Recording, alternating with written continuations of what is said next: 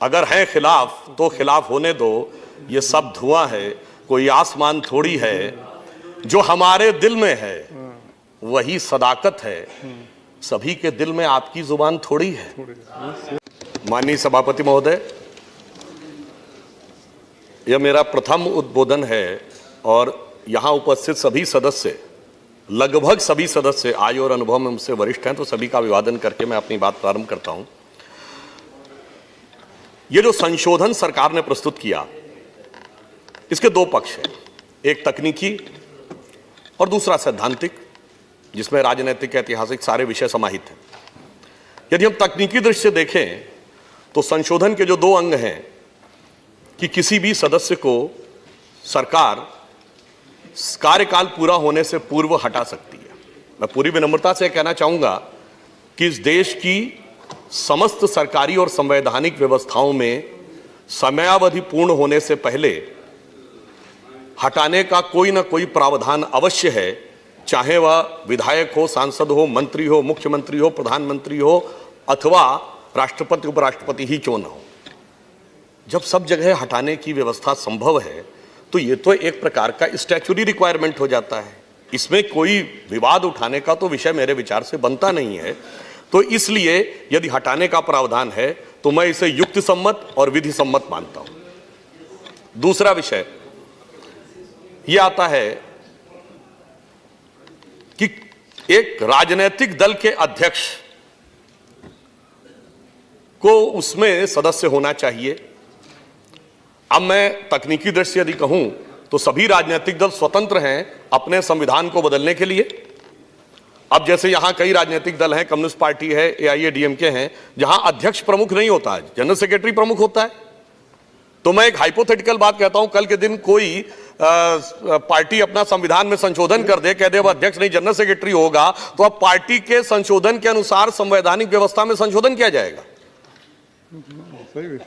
दूसरा तीसरी बात यह है कि व्यवस्थाएं शाश्वत होती हैं। कल माननीय प्रधानमंत्री जी ने कहा था कि यह सदन चिरंतन है, इटर्नल, परपिचुइटी में काम कर रहा है। दल शाश्वत नहीं होते, दल में बदलाव भी हो सकता है, बिखराव भी हो सकता है। अब मैं दूसरा तकनीकी पक्ष कहूं, भारत के इतिहास में कई बार हुआ है दलों में विभाजन हुआ है, और विभाजन ऐसा हुआ है कि विवाद भी हो गया कि कौन इसका अध्यक्ष माना जाए। मान लीजिए कल के दिन ऐसी कोई स्थिति उत्पन्न हो जाए, तब क्या होगा। मैं याद दिलाना चाहता हूं, वर्तमान कांग्रेस, भारतीय राष्ट्रीय कांग्रेस जब अपने वर्तमान स्वरूप में आई तो 1978 में देवराज अरस और कांग्रेस आई के रूप में विभाजन हुआ था। बाद में इंदिरा जी सत्ता में आई और वह भारतीय राष्ट्रीय कांग्रेस मान ली गई। परंतु अगर हम जलियांवाला बाग के कालखंड से आज तक देखें तो 100 साल में दर्जनों बार विभाजन कांग्रेस पार्टी का हो चुका है। मुझे याद है एक बार मैं बचपन में आदरणीय अटल जी का भाषण सुनने गया था, तो उन्होंने बड़े रोचक ढंग से एक बात कही थी कि कांग्रेस में तो इतने धड़े हो गए, कभी Congress R, Congress S, Congress I, Congress U, Congress मैं, कांग्रेस तू, कांग्रेस आई, कांग्रेस गई। तो कभी भी ऐसी स्थिति उत्पन्न हो सकती है। तो क्या ऐसी स्थिति के लिए हम किसी सरकारी व्यवस्था को स्थापित रख सकते हैं कि जब परिवर्तन होगा तो हम परिवर्तन करेंगे। यह तो हुआ तकनीकी पक्ष। अब दूसरी बात जो इसका सैद्धांतिक पक्ष है, देखिए अभी बाजवा साहब ने बड़ी अच्छी बात कही थी कि जलियांवाला बाग से चिंगारी शुरू हुई थी। हमारे कई सम्मानित सदस्यों ने यह कहा, सभापति महोदय, कि इतिहास में कोई बदलाव नहीं करना चाहिए। हम बिल्कुल सही बात कह रहे हैं। जलियांवाला बाग में सैकड़ों नहीं हजारों लोगों ने अपने प्राणों की जो आहुति दी थी, मैं कहना चाहूंगा कि उनका जो रक्त बहा था, वह रक्त की जो गंगा बही थी, वहीं से इस आंदोलन के एक नए स्वरूप की शुरुआत हुई थी। आज यदि हम उसे स्मरण करना चाहें तो मैं कहना चाहूंगा, उन्मुक्त मरण त्योहार राष्ट्र का मंगल हो, उत्सर्गी रक्त फुहार धवल गंगा जल हो, अब नए क्षितिज हो आस्थाओं से आलोकित, बलिपंथी पर बलिहार राष्ट्र का मंगल हो। अब यहां पे मैं एक बात कहना चाहूंगा, जब हम कहते हैं इतिहास नहीं बदलना चाहिए, बिल्कुल नहीं बदलना चाहिए। जलियांवाला बाग क्यों शुरू हुआ था? रॉलेट एक्ट के लिए। रॉलेट एक्ट क्यों आया था? क्योंकि प्रथम विश्व युद्ध समाप्त होने के बाद अंग्रेज सरकार ने एक ऐसा एक्ट लाया था कि किसी को भी बगैर मुकदमा चलाए अंदर कर सकते थे और उसके ऊपर किसी भी प्रकार की प्रताड़ना और यातना दी जा सकती थी। अब वो क्यों लाए थे? मैं फिर विनम्रता से कहना चाहूंगा, क्या यह सत्य नहीं है कि प्रथम विश्व युद्ध के समय चाहे जो भी कारण रहा हो, हम उसको दोष नहीं देते, पर कांग्रेस ने ब्रिटिश सरकार का समर्थन किया था, भले इस प्रत्याशा में किया था कि युद्ध के बाद वो हमें आज़ादी देंगे, परंतु वह बात गलत सिद्ध हुई, क्योंकि हमारे यहाँ तो शाश्वत शास्त्रों में कहा गया है, शठ संग विनय कुटिल संग प्रीति, यानी दुष्ट के साथ नीति और कुटिल व्यक्ति के साथ विनम्रता यह उचित नहीं होती। इसीलिए वीर सावरकर ने एक शब्द प्रयोग किया था कि सद्गुण बहुत अच्छा होता है, पर कई बार सद्गुण गलत व्यक्ति के सामने प्रयोग कर दिया जाए तो वह सद्गुण विकृति हो जाता है। तो मैं कहना चाहूंगा, सहयोग आंदोलन 1920 में शुरू हुआ, उससे पहले तो सहयोग चल रहा था, और उसके बाद जैसे ही उनके हाथ में सत्ता आई, उन्होंने इस प्रकार का शर्मनाक कांड किया, इस प्रकार की जो हत्याएं की। अब यहां से मैं कहूंगा एक बिंदु का ध्यान देना चाहिए, इतने लोगों ने अपना रक्त बहाया, बाजवा साहब ने खुद कहा वहां से चिंगारी शुरू हुई, तो अब आगे कभी इतिहास में यह नहीं कहना चाहिए कि बगैर एक भी रक्त का बूंद बहाए हमें आजादी मिल गई। हमें कभी यह नहीं कहना होगा कि बिना खड़क डाल के आजादी मिली। अरे साहब, गोलियों की बौछार को सामना करते हुए हजारों लोगों ने अपना खून बहाया, तब जाके आजादी की शुरुआत हुई।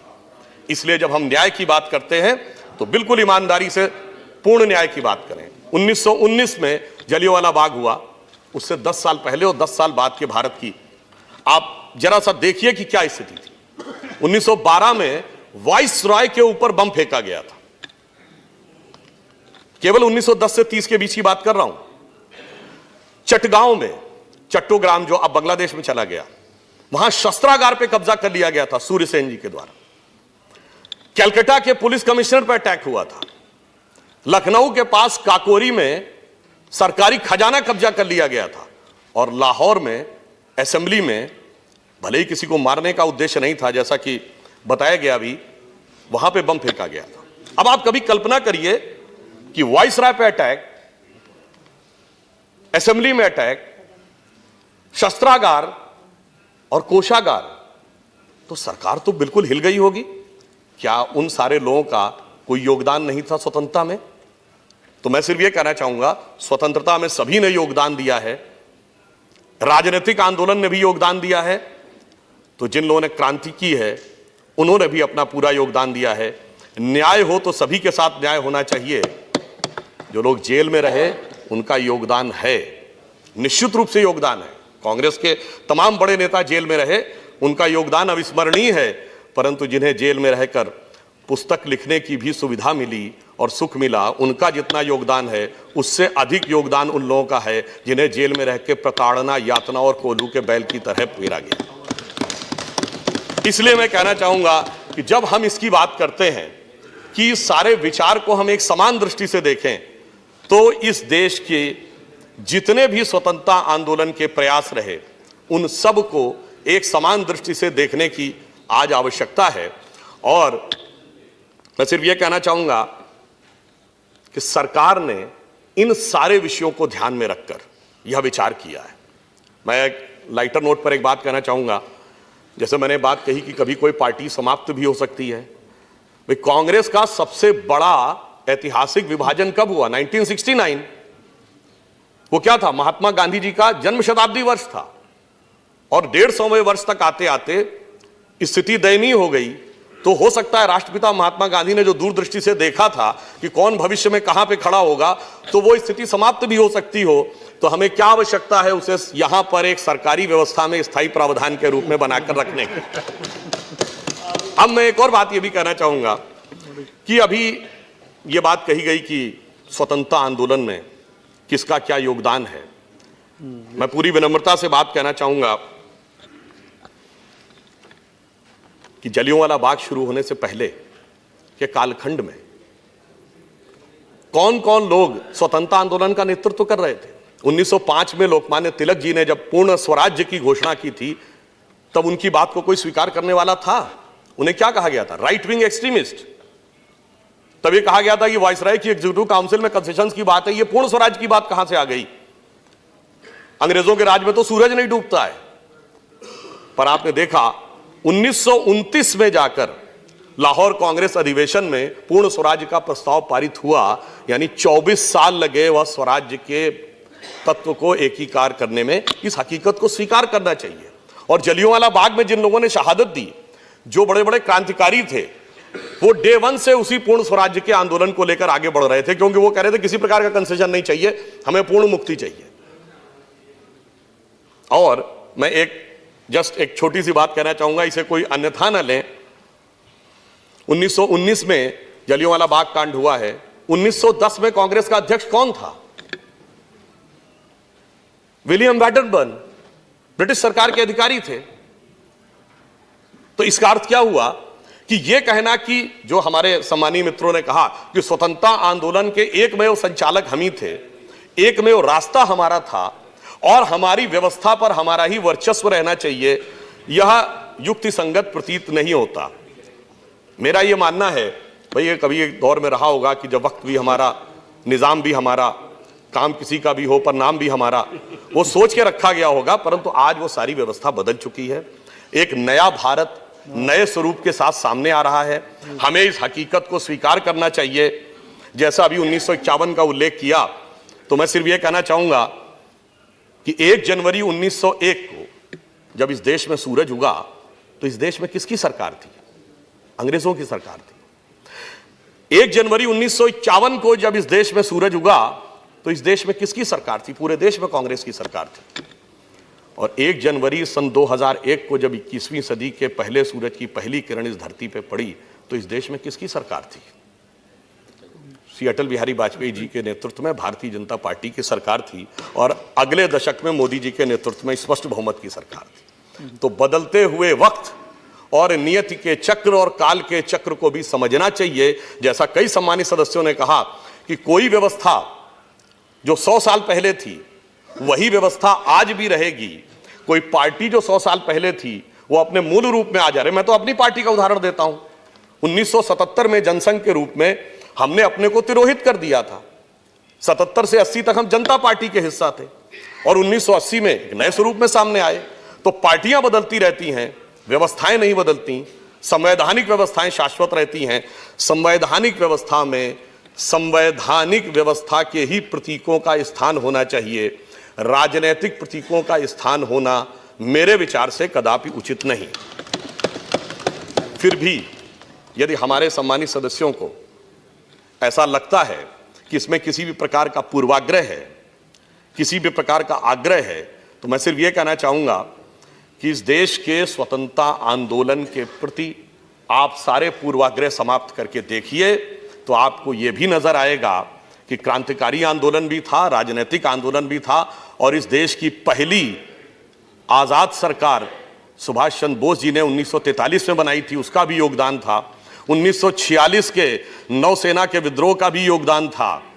चाहे झारखंड में 19वीं शताब्दी में शुरू हुए आंदोलनों का योग हो या नरसिम्हा रेड्डी जी के नेतृत्व में आंध्र में हुए आंदोलनों का योगदान हो अथवा बंगाल का सन्यासी आंदोलन हो, ये सब तो पार्टियों के सृजन और गठन से बहुत पहले की भी चीजें हैं। तो इस देश में स्वतंत्रता एक शाश्वत विचार है जिसने इस देश को कभी गुलाम नहीं होने दिया। इसीलिए मैं कहना चाहता हूं कि आज जब हम ये कहते हैं कि we are the youngest nation of the world, तो यह सत्य नहीं है माननीय सभापति महोदय, यह अर्ध सत्य है। पूर्ण सत्य यह है कि we are the youngest nation and the oldest civilisation. We are the oldest surviving civilisation of the ancient world and we are the oldest surviving nation of the ancient world। और वो सारे के सारे देश समाप्त हो गए, मगर हम अभी तक बचे थे। वो किस लिए? वो उस प्रकार की वह शक्ति जो जलियांवाला बाग में बलिदान करने वाले हमारे राष्ट्रभक्तों ने दिखाई। बाकी सारे देश कभी समाप्त हो गए होंगे, परंतु हम बड़े से बड़े अंधकार में से भी निकल के सामने आए। इसलिए वह शक्ति किसी एक व्यक्ति की का, दल का, विचारधारा का, समूह का वर्चस्व नहीं हो सकता। मैं अपनी बात को समाप्त करते हुए यह कहना चाहूंगा कि हम क्या थे। अटल जी की कविता की एक पंक्ति है कि दुनिया का इतिहास पूछता, ग्रीक कहां, यूनान कहां है, घर घर में शुभ अग्नि जगाता वह उन्नत ईरान कहाँ है। दीप बुझे पश्चिमी जगत के छाया जब बर्बर अंधियारा, तभी चीर कर तम की छाती चमका हिंदुस्तान हमारा। अंत में मैं सिर्फ ये कहूंगा, आप इस चीज को बड़े हृदय से देखिए, संपूर्ण स्वतंत्रता आंदोलन और उनके योगदान को बड़े हृदय से देखिए, और किसी भी प्रकार की अदावत की नजर से मत देखिए। अगर आप देखिए तो सदाकत की नजर से देखिए और लियाकत की नजर से देखिए। मैं सिर्फ ये कह के एक बड़ा, अगर आपकी खिलाफत है तो मैं मानता हूं कि ये जो खिलाफत है इस मुद्दे के ऊपर, इसका कोई आधार नहीं है। उर्दू के एक बड़े प्रसिद्ध शायर हैं, आप लोगों के भी बड़े लोकप्रिय हैं, तो उन्हीं का एक बात कह के बात समाप्त करूंगा कि अगर हैं खिलाफ तो खिलाफ होने दो, ये सब धुआं है, कोई आसमान थोड़ी है। ये अगर हैं खिलाफ तो खिलाफ होने दो, ये सब धुआं है, कोई आसमान थोड़ी है। जो हमारे दिल में है वही सदाकत है, सभी के दिल में आपकी जुबान थोड़ी है। यह राहत इंदौरी जी का है। और आखिर में कहूंगा उस जलियांवाला बाग की उस मिट्टी और उसमें पड़े हुए शहीदों को खून को देख के कहिए, सभी के खून से मिलकर बनी है यह मिट्टी, सभी के खून से मिलकर बनी है मिट्टी, किसी के बाप का हिंदुस्तान थोड़ी है। धन्यवाद।